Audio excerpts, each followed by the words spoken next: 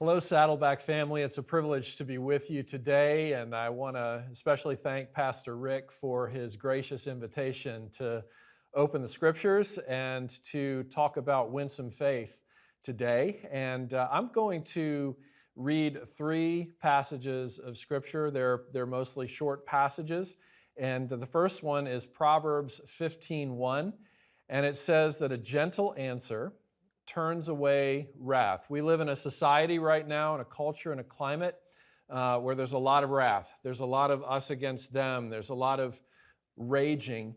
And this proverb couldn't be more timely. A gentle answer turns away wrath.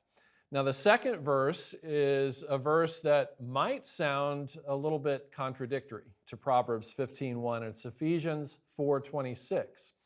And Ephesians 4:26 says, "Be angry and do not sin." I'll unpack that in a little bit. And then the main passage of scripture I want to focus on is Matthew chapter 11, verses 28 through 30, where Jesus says, "Come to me, all who are weary and burdened, and I will give you rest.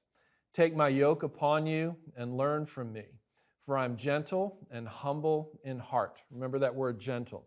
Gentle and humble in heart, and you will find rest for your souls. For my yoke is easy and my burden is light. So just a few weeks ago, I saw a picture on Instagram, and it was a picture of 4 portable bathrooms. You know what those look like on construction scenes. And they're all in a row, 4 of them, and they're all on fire. And the caption to that photo of the 4 portable restrooms on fire was, "If the year 2020 were a scented candle, this is what it would look like, and this is what it would smell like." This has been a very difficult year.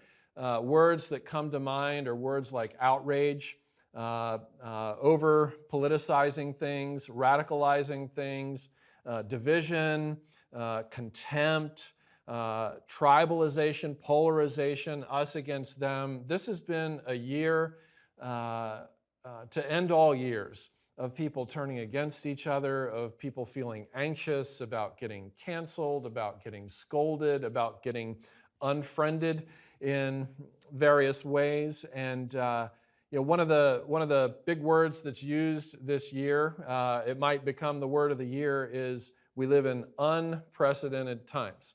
Now, I don't know about you, but I really look forward to the days where we live again in precedented times. I'm tired of unprecedented times. But the truth is that the year 2020 is not unprecedented. In fact, since the beginning of time, people have been turning against each other. If you go all the way back to the Garden of Eden, where Adam and Eve ate the forbidden fruit, and then they realized that they had sinned against God, and then they started sinning against each other. They started shifting blame. Adam says to God, "The woman you gave me, she gave me the fruit." And in that statement, he's blaming both her and God. So he's already turning against his wife and against God because of the thing that he did and the shame that he feels because of it. And then in Genesis chapter 4, we see the 2 sons of Adam and Eve. And one of the brothers turns on the other, and we see history's first murder, where Cain murders his brother Abel out of envy, out of jealousy.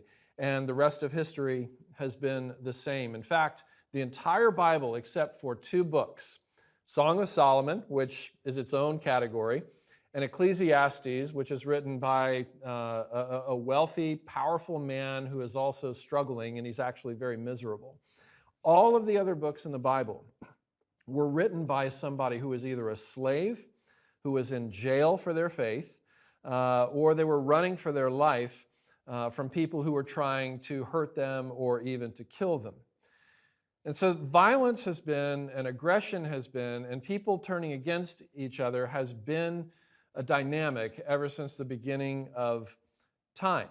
And it's been amplified, I think, in times like ours because of things like social media, because of things like internet and cable news, and the way that we often use those platforms and those mediums to express our outrage. And so what a wonderful thing to me, and I suspect it'll be a wonderful thing to so many of you listening in as well, that Mr. Rogers has become popular again.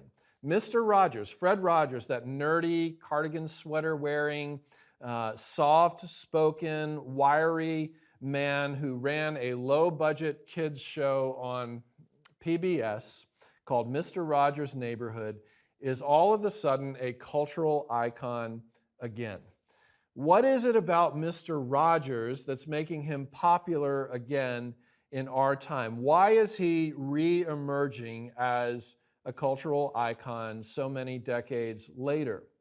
There's a documentary that was released about his life just a couple of years ago. It was wildly popular. And then, of course, Tom Hanks starred in a film as Fred Rogers. And it was a blockbuster, and everybody was drawn to it. Everybody loved the film and what it portrayed about this man. I think that Mr. Rogers' renewed popularity is an indicator of something. I think that there is a silent majority that longs for what Mr. Rogers brought, and that was the fruit of gentleness, the fruit of kindness. Gentleness, kindness, or as Jesus describes himself, humility of heart, are in incredibly short supply. And I think we're all longing for a return of those attributes, of those virtues, of those ways that people actually can treat other people. It says in Galatians 5 that the fruit of the Spirit is love, joy, peace, patience, kindness, goodness, faithfulness, gentleness, and self-control. All of these words, all of these fruit of the Spirit are ways that we can be a counterculture kind of people, different in a life-giving way, not against our culture, but for our culture, not against our neighbors, but for our neighbors, by treating them in the same way that Jesus chose to treat us when we were standing against him. You know that Bible verse that says that God demonstrates his own love toward us in that we were still good people? No, in that we were still loving people, faithful people, believing in him kinds of people? No. While we were still sinners, while we were still acting as his enemies, while we were still doing violence in our hearts toward God, that's when he sent Jesus to die for us. God demonstrates his own love, that he would give himself for his enemies so that we would become his friends, and then we would become family, sons and daughters of God. And so having been loved this way, we are now invited to go out into a hostile world and love our neighbors. This Mr. Rogers phenomenon is an amazing phenomenon because he gives us all what we long for. One of the things he gives us is empathy. Empathy is being able to crawl in somebody else's skin, to understand them, to have compassion toward their unique hurts and hardships and struggles and pressures.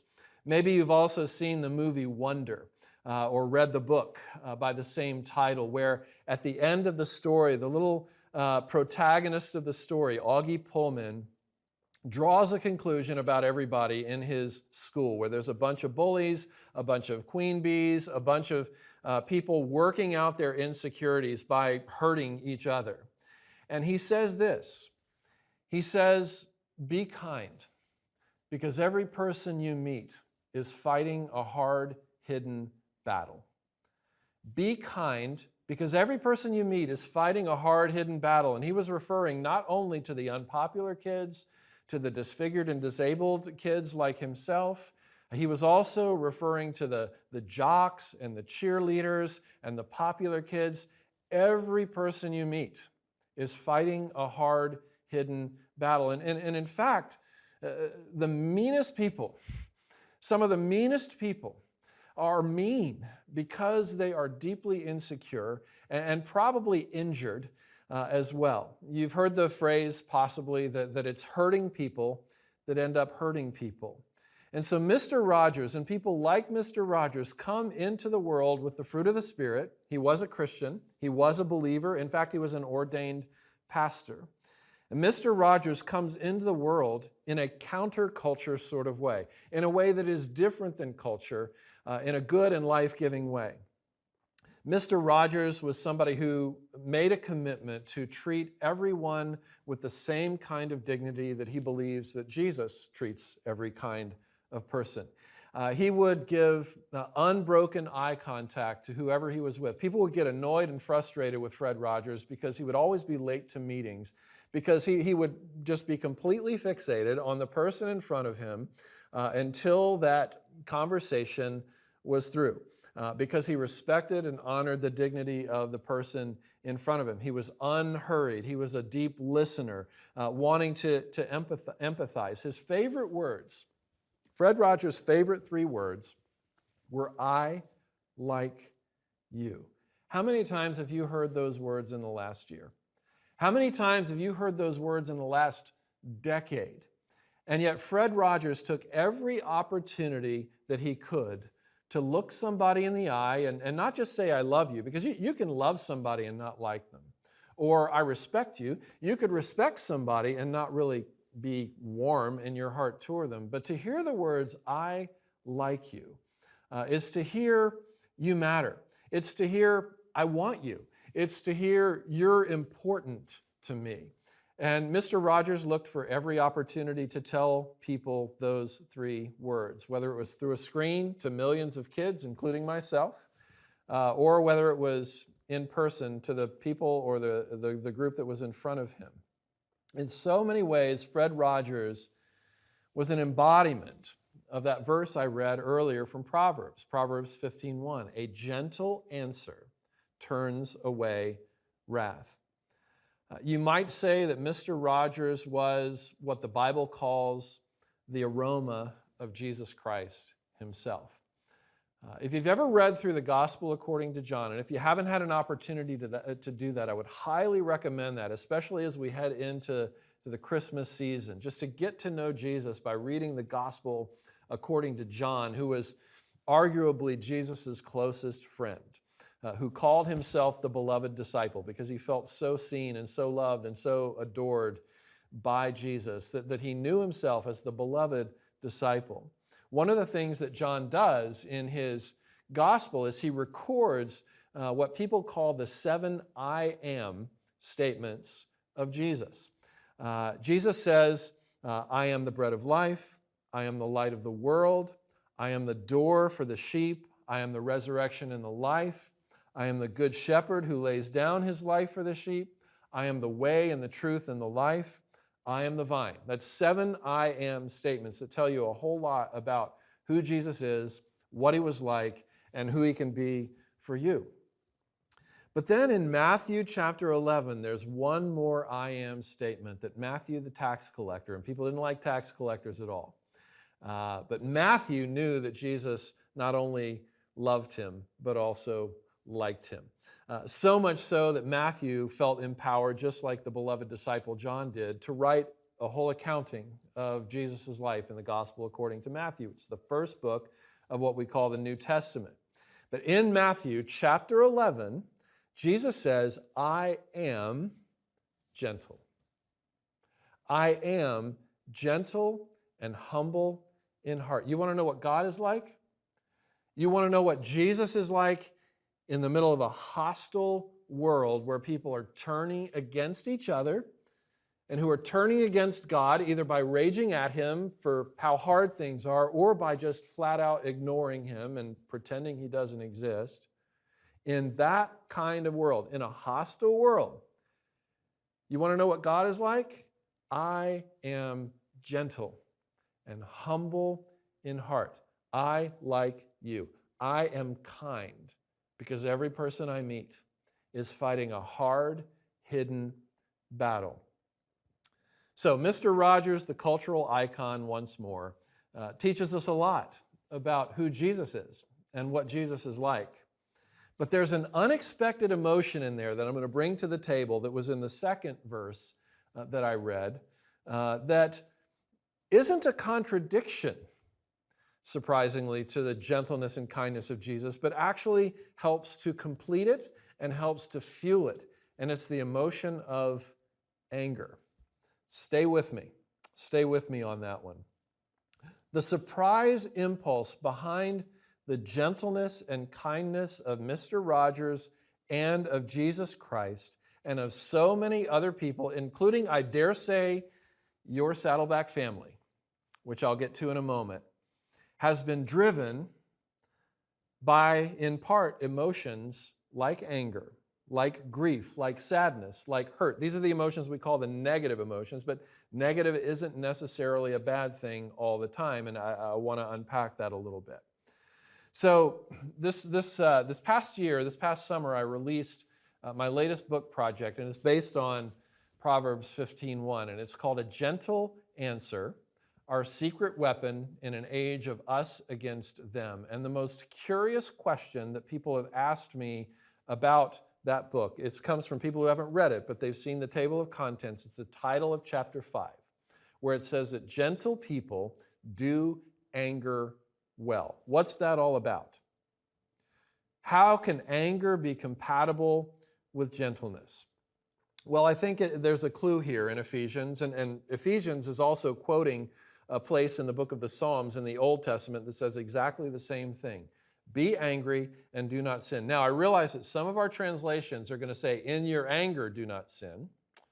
But if you go all the way back to the original language and the original Greek text, which is where we get all of our English translations and all of our translations into other languages, it starts with the original Greek text, the original Greek manuscripts. It is unmistakably saying this: be angry. It's actually a command. And do not sin. There is a way to lose your cool without losing your character. There is a way to take a negative emotion like anger and actually use it for good. Romans puts it this way. The book of Romans says, hate what is evil and cling to what is good. Those two things go together. Part of hating what is evil is clinging to what is good. And part of clinging to what is good is to hate what is evil, right? Because evil things are things that attack good things.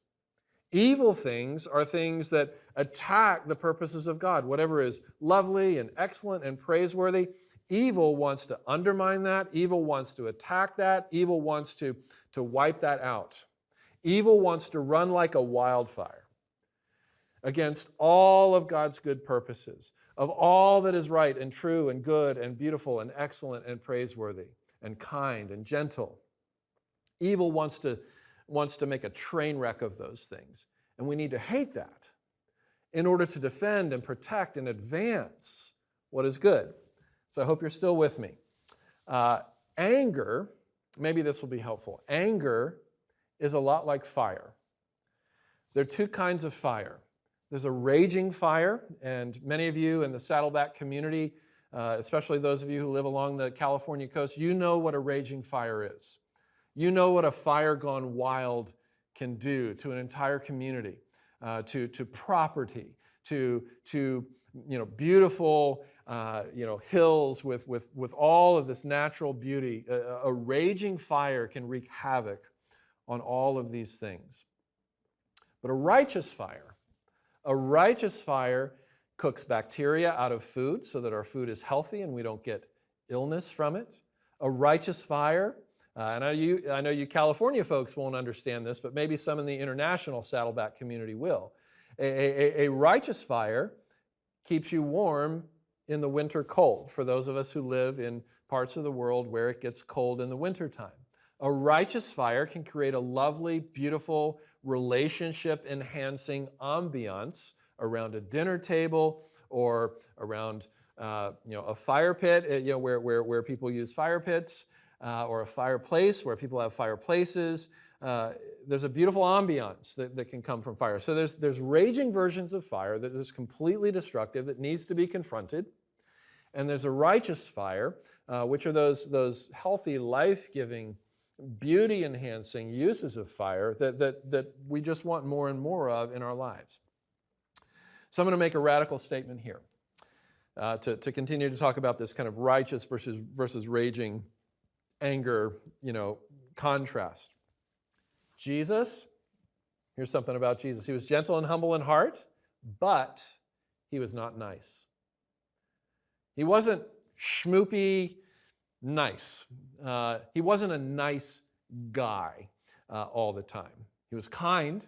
He was approachable, especially if you were broken down from sin or from sorrow. He was the most approachable person you would ever meet. But when he was met with a bully or a self-righteous religious person or somebody who was making a habit out of hurting other people or wreaking havoc on communities, Jesus would get pretty angry. He flipped tables over in the temple. Can you imagine? You imagine Pastor Rick going out into the lobby of the church and just start turning over tables and flipping over the book tables and getting angry. Jesus did that. I've never done that. I don't think I'll ever do that at my church either. I doubt Pastor Rick will do that. But Jesus did that because he was so angry at the way that people were corrupting the worship of God. They were looking at church as a way to make money, as a way to profit, as a way to direct attention toward things that would profit them instead of toward the goodness and greatness of God. Jesus got angry at death. John chapter 11, that's another place where we have the actual meaning of the original Greek words hidden a little bit, because most of our English translations say that when Jesus looked at the tomb of his friend Lazarus, who had been dead for 4 days, it says in our English translations, most of them, that Jesus was deeply moved in spirit. The literal translation was that he was furious, mad as a hornet, angry as a bull, about to go in battle or to go on the attack. He was angry at death because of what death does to people created in the image of God and what death does to communities. It's a horrible thing. Or when the Pharisees and the scribes, the religious professionals, were using their religion to make themselves powerful and to put other people in their place and to scold and shame people and to treat people in an angry, raging way in the name of religion, Jesus just opened up on them with a whole slew of words. You are hypocrites, you are whitewashed tombs, you're blind guides, you're fools, you're sons of the devil, you're negligent, you're merciless, you're greedy, you're wicked. He's the Lamb of God, gentle. He's also the lion. He's fierce. He's kind, as Romans says, but he's also severe sometimes. Romans says, consider the kindness and the severity of God. He is gentle and humble toward the weak, but he's also a fierce defender and protector of the weak. One of my favorite stories in the Bible is in the 7th chapter of the Gospel according to Luke. And a woman who is a sex worker, a prostitute,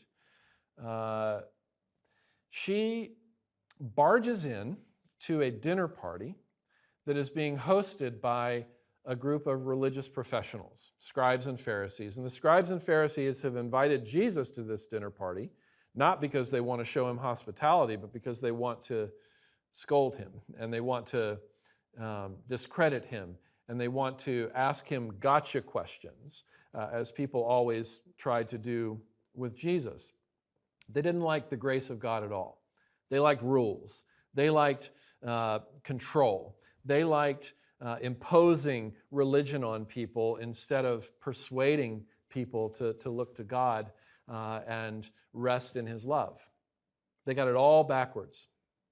So this woman comes in unannounced, uninvited, and remember, she's a prostitute, and she uses the tools of her trade, her lips, her perfume, and her hair, to wipe Jesus' feet, to anoint Jesus' feet, and then to wipe Jesus' feet.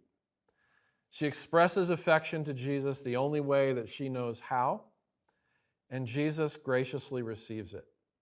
And the religious professionals are infuriated, and they start calling her names like sinner. If Jesus knew what kind of thing that she was, he would know that she's a sinner. If he were a true prophet, he would know that this is a sinner.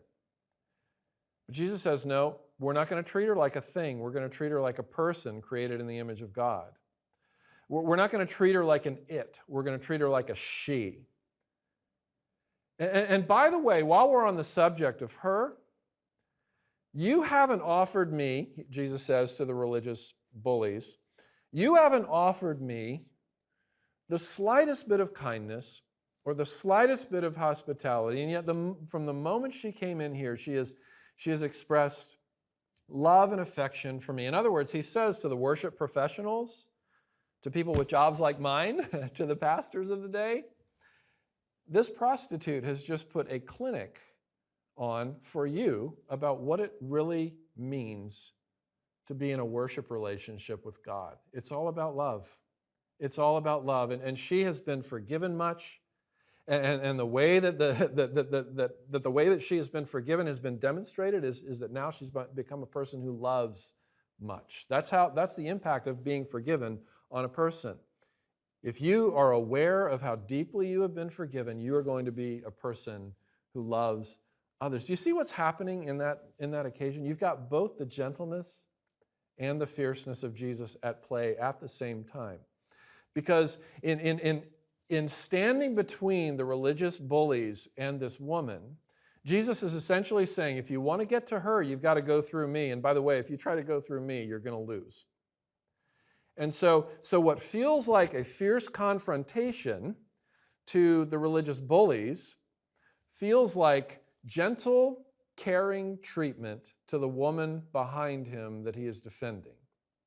That's what you call mercy and justice at play. You've got the kindness of God toward her expressed in his severity toward those who are angrily and violently bullying her and trying to dehumanize her. You see how it all works together. Raging anger attacks people. Righteous anger attacks problems, especially problems that attack people. I'll say that again. Raging anger attacks people. Righteous anger attacks problems, especially problems that attack people. C.S. Lewis, who's a favorite writer of mine, said in his book, Mere Christianity, that Christianity is a fighting religion.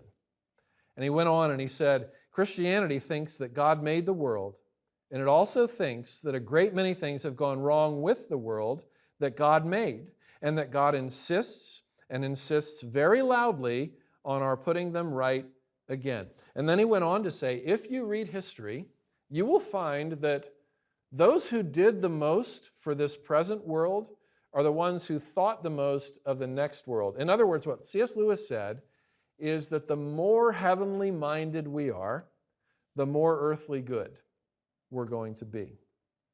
And this is played out in the course of history. Did you know that Christians founded the idea of the hospital? And you probably, in your cities and towns, wherever you live, there's probably a hospital or two nearby that begins with, the title of the hospital begins with the word saint. In my town, it's St. Luke's, St. Thomas, etc. The origins of healthcare, and I know you're a church that is very invested in global healthcare initiatives. Healthcare was founded in many ways by Christian people. Did you know that every single Ivy League university, except for one, was founded by Christian ministers and lay people? Did you know that the orphan care movement started with a Christian, George Mueller? Did you know that the abolition of the slave trade started with a Christian, William Wilberforce, who was pastored by John Newton, who was the writer of the famous hymn, Amazing Grace? Martin Luther King, in the name of Jesus Christ, as a Christian, fought for racial equality in the civil rights movement. Or if you fast forward to today, our friend Christine Caine fights against sex trafficking industry all over the world. Mother Teresa fought on behalf of the unborn and of the poor in the name of Christ. Well, how about Saddleback? How might these wonderfully utilized negative emotions be at work even through the beautiful ministries of your own church? Celebrate Recovery, that's a program that we have at our church, Christ Presbyterian Church in Nashville. And we have you to thank for that, because Celebrate Recovery was founded out of Saddleback. Somebody had to have gotten hurt or felt hurt over the dehumanizing effects of addiction to start a wonderful ministry like Celebrate Recovery. See, a negative emotion, the emotion of hurt, brings good into the world when it's used for redemptive purposes. Or the wonderful mental health initiatives, especially spearheaded by Kay Warren. Somebody had to feel the negative emotion of grief, to go on the attack against the crippling effects of things like anxiety and depression and temptation to self-harm. Or the COVID food distribution. I was told by one of your staff members, by one of your team members today, that you all have done remarkable work making sure that hunger is addressed by providing, I think the number was either 500,000 people or 500,000 families were fed, and through the process, something close to 17,000 people put their faith in Jesus through that one incredible effort, because somebody felt sad, another negative emotion, about people going hungry because of this crippling effect of this terrible disease we know as COVID-19. Or your global peace plan, the Saddleback Global Peace Plan, where somebody had to get angry about what's happening on the African continent, the spiritual emptiness, the racism that is there, the lack of education, the presence of transferable diseases, poverty. Somebody had to get angry about the effect of these things on humanity in Africa, for instance, to do something about it, to start such a remarkable global initiative. I think I read somewhere that your church community, this is a great case for generosity, by the way, that your church, I think it was in 2015, it was just a few years ago, gave something like $70 million, give or take. I hope I'm getting the number right, but something close to that. For these kinds of initiatives, that is incredible. You are leveraging what C.S. Lewis was talking about, that Christianity is a fighting religion. We hate what's evil because evil vandalizes good things, good people, good places. Evil vandalizes the world that God so loved, and so we hate evil. And so we do good in response to that. Winsomely so, right? To use that wonderful word upon which this series is based. Madeleine L'Engle, in her famous novel, A Wrinkle in Time, there's this place in there where Mrs. Whatsit whispers to Meg, "Stay angry, little Meg. You will need all your anger now."